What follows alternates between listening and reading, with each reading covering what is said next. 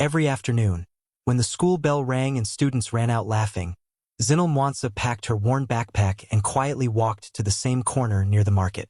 She didn't go home to rest or scroll through a phone like others. She sat on an old stool with a small wooden tray filled with colorful handmade bracelets.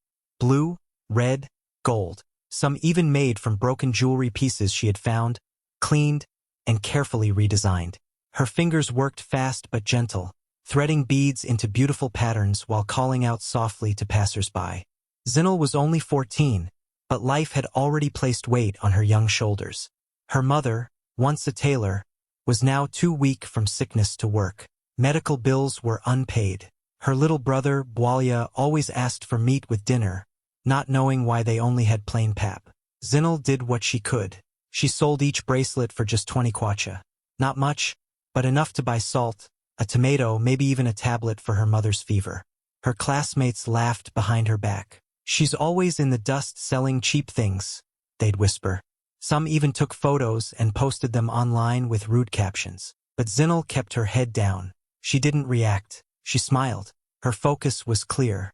She didn't sell to be seen. She sold to survive. Every coin she earned, she wrapped in old cloth and tucked away. At night, she gave it to her mother without saying much. Amma would hold her close and pray silently, her frail hands shaking with gratitude. Though the world saw a quiet girl in old shoes selling beads, Zinal was building something powerful, thread by thread, bead by bead. Her hands were not just making bracelets. They were making hope, and even though she didn't know it yet, someone very important would soon see the beauty in what she made. The sun was still hot when students poured out of school, chatting and laughing as they headed home. Zinal found her usual spot just outside the school gate, laying her small tray of bracelets on a folded cloth. Her hands moved quickly, weaving bright blue threads into a new design. She didn't look up when she heard footsteps. She knew the voices. Lulu Banda, the most popular girl in school, passed by with her friends. They all wore shiny shoes and carried designer bags. Lulu stopped, looked at Zinal's tray, then smirked loudly. "Still selling those cheap threads?" she said, shaking her head. "So embarrassing. Do you even go here? Or are you just the school beggar?" The girls burst out laughing. Zinal didn't flinch. She kept her eyes on the thread in her hands, tying a small knot gently, as if their words were just wind. Later that week, even Mr. Dubé, the strict math teacher, walked past and saw her outside. He frowned and said under his breath, "Bracelets won't pass your exams. You should focus more on books than beads." Still, Zinal said nothing. She simply adjusted her tray and continued weaving. No one knew that behind her quiet silence was a fire, a determination bigger than any insult. That night, after she counted her coins, she wrapped them in a worn piece of cloth and handed them to her mother. Amma was lying down, weak from pain, her body tired from the long illness. When Zinal gave her the money, Amma's eyes filled with tears. She pulled her daughter close and whispered in a shaky voice, "One day, these hands will change everything." Zinal nodded, holding onto those words like they were gold. She didn't care about Lulu's laughter or Mr. Dube's doubt. She cared about her mother's medicine. She cared about Bwalia's smile when he had something warm to eat. So she kept weaving in silence, in patience, knowing that one day, the same hands they mocked would build something far greater. The sky was gray that Thursday, clouds hanging low as if ready to cry. Zinal sat at her usual spot by the market, her small tray of bracelets carefully arranged. The wind played with the beads, making them clink softly. It had been a slow day. People passed by in a hurry, barely looking down. But Zinal kept weaving, her fingers dancing with the thread like always. Then a pair of black heels stopped near her table. Zinal looked up and saw a woman in a gray skirt suit, holding a leather handbag. She didn't smile. She didn't speak at first.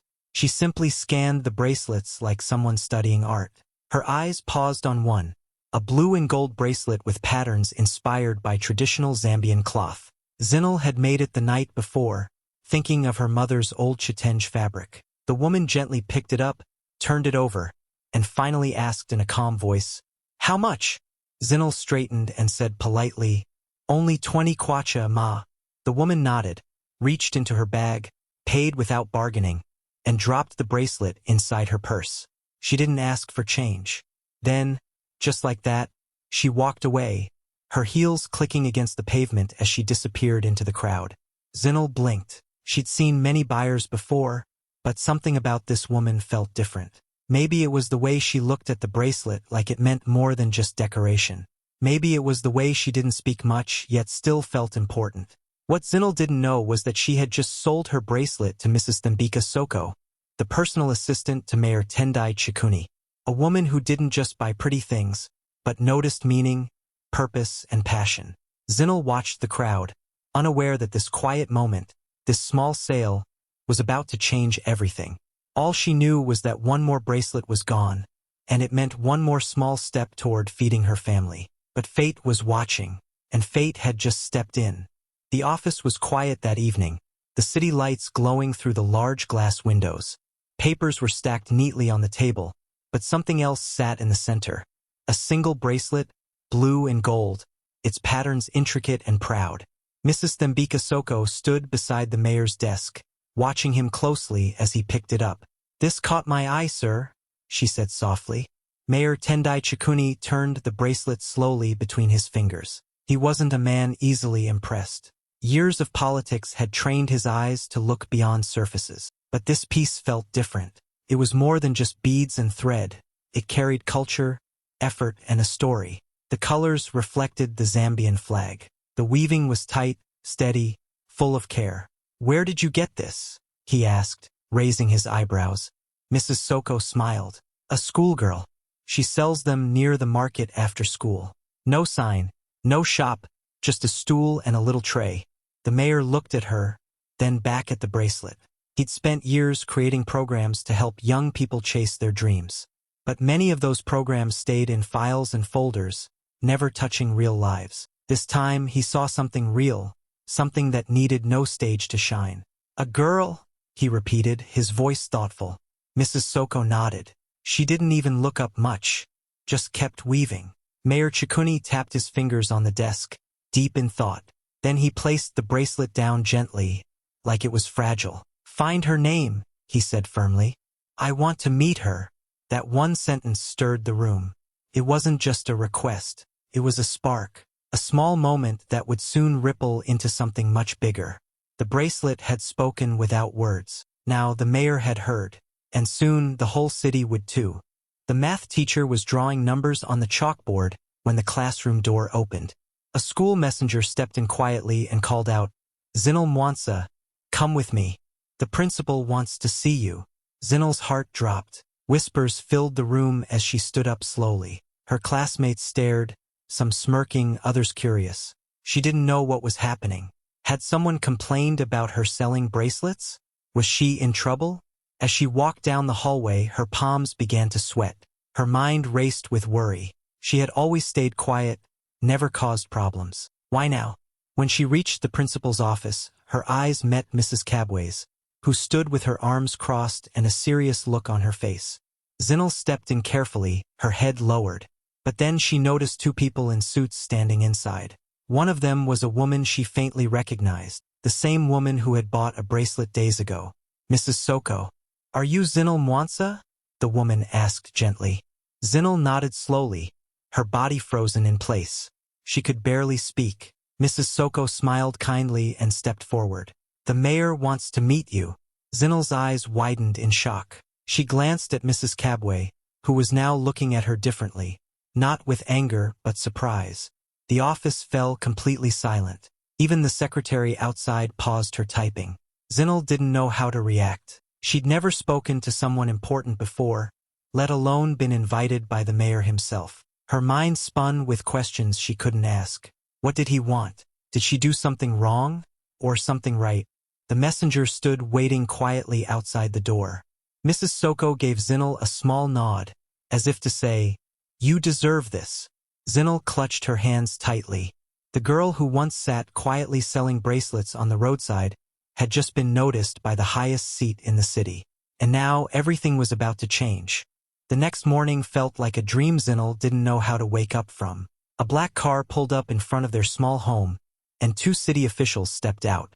They greeted Amma respectfully and told them both, "You're expected at City Hall." Zinal wore her cleanest school uniform, the one with the least faded collar, and held a small pouch tightly in her hands. Inside were her best bracelets, carefully selected, her heart pounding with every step they took. When they arrived at Lusaka City Hall, everything looked grand and polished.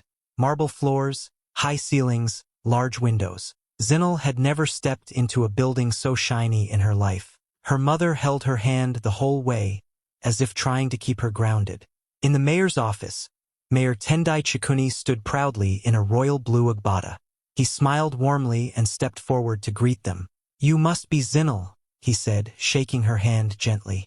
"And you must be her mother."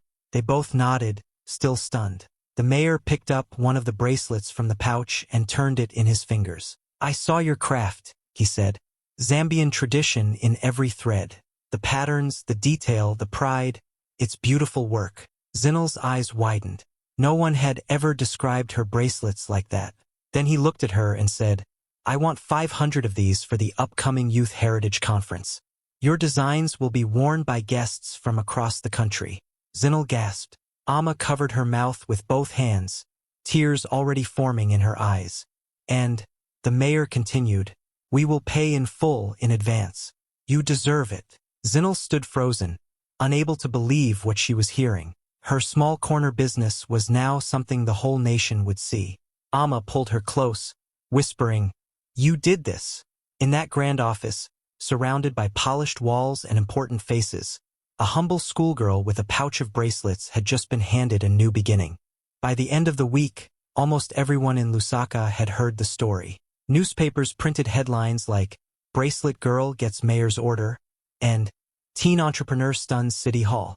Even people who had never noticed Zinal before now pointed when they saw her walking to school. Children whispered her name with wide eyes. "That's her. Zinal the Bracelet Girl." At school, the air was different. Students who once ignored her now waved and smiled. Lulu Banda, the same girl who once mocked her outside the school gate, strutted up to her with a grin and said loudly, "Zinal and I were close back in the day. I always knew she'd go far." Zinal didn't argue. She just smiled politely and nodded, her heart too full to speak. Teachers who once walked past her now stopped to ask about her designs. Even Mr. Dubé, the strict math teacher who once told her to stop wasting time on beads, stood proudly in front of the class and gave a small speech. Sometimes, talent hides in places we don't expect. Zinal is proof that hard work and passion can shine through anything. But even with all the attention, Zinal didn't change. She still sat at her usual spot by the market after school. She still laid out her small cloth, arranged her bracelets in neat rows, and worked with quiet focus. When people passed, she gave them her shy smile, not proud, not boastful, just kind. Her tray was often empty by the end of the day. People now came looking for her. Some took photos, others wanted interviews. But Zinal stayed the same, soft-spoken, humble, and steady. While the world buzzed around her, Zinal's hands kept weaving. Not for fame, not for show, but because those bracelets still meant something to her. Each one was a thread of her story, and she was just getting started.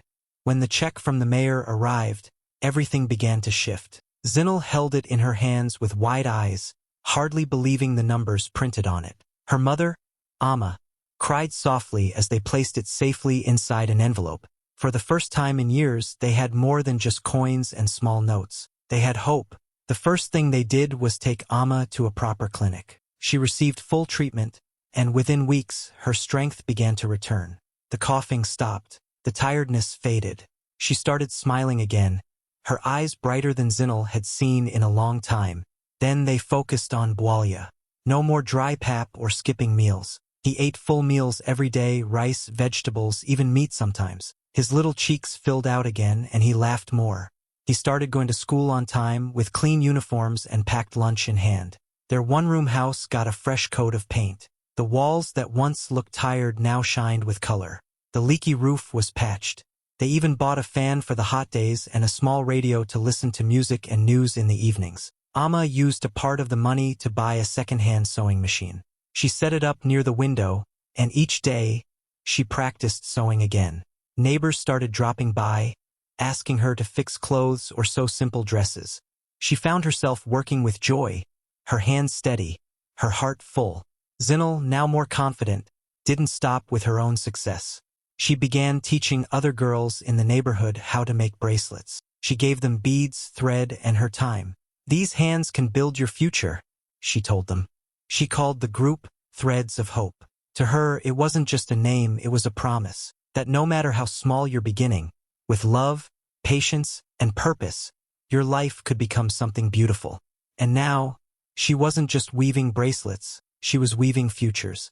The National Youth Heritage Conference was held at the grandest hall in Lusaka. Flags from across Zambia decorated the space, and important guests filled the seats. Ministers, city leaders, artists, and students from every province. But what stood out the most wasn't just the speeches or the music. It was the bracelets. Nearly every guest, including the First Lady herself, wore one of Zinal's handmade pieces, blue, gold, and beautifully woven with meaning. As the event reached its peak, Mayor Tendai Chikuni stepped onto the stage. He spoke with pride, his voice carrying through the hall. "Today we celebrate youth, culture, and creativity. But there is one young person who reminds us what true resilience looks like. She didn't wait for opportunity. She created it." He looked toward the side of the stage and called her name. "Zinal Mwansa." The audience turned. Zinal walked slowly, her hands holding a single bracelet. She wore a simple dress, the same shy smile on her face, but her presence filled the room. As she reached the microphone, everyone grew quiet. She looked around, her eyes blinking fast, trying to hold back tears. Then she spoke gently. "I just wanted to help my mom," she said. "That's why I started making bracelets. I didn't know it would bring me here. I didn't know anyone would notice." The hall stayed silent for a second. Then suddenly, applause erupted.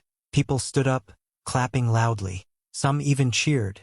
The First Lady nodded in admiration, placing a hand over her chest. Teachers, students, officials, all honoring the girl who once sat by the roadside with a tray of thread and dreams.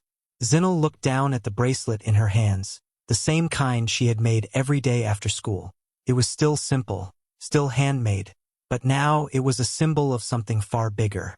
Not just for her, but for every child who had ever been overlooked. And in that moment, standing on the biggest stage of her life, Zinal knew her story had just begun. Today, Zinal Mwansa is no longer just the girl who sold bracelets after school. She's now a teenage entrepreneur with a name known across Zambia. Her brand, Threads of Hope, has grown into a full workshop where several young girls from her community work and learn beside her. The same small hands that once stitched quietly by the roadside now guide others, showing them how to turn thread into opportunity. With the help of the mayor's support and other donors who saw her story in the news, Zinal was awarded a scholarship to study design at one of the top creative schools in the country. She now spends her mornings learning new skills, and her afternoons working on new bracelet patterns for customers across Zambia and even beyond. Her story has been shared in magazines, interviews, and school programs, but Zinal always stays humble. She never forgets where it all began. Sometimes, after class, she walks past the old corner where she used to sit, the dusty spot near the market gate where she first sold her bracelets. She remembers the heat, the hunger, the way her classmates laughed, and how even a teacher once doubted her. But instead of pain, she now feels pride, because every insult, every struggle, became part of her foundation. Most of all, she remembers that blue and gold bracelet, the one Mrs. Soko bought without saying much, the one that ended up on the mayor's desk, the one that turned her quiet hustle into a citywide story. She keeps a copy of that same bracelet in her bag at all times, not to sell, not to show off, but to remind herself. Whenever things get hard, or the work feels too heavy, Zinal holds that bracelet and whispers, "This started it all," because now she knows no dream is too small. Even the tiniest idea, when crafted with love, can grow into something powerful. From beads to big dreams, Zinal Mwansa is living proof that greatness can rise from the most unexpected places.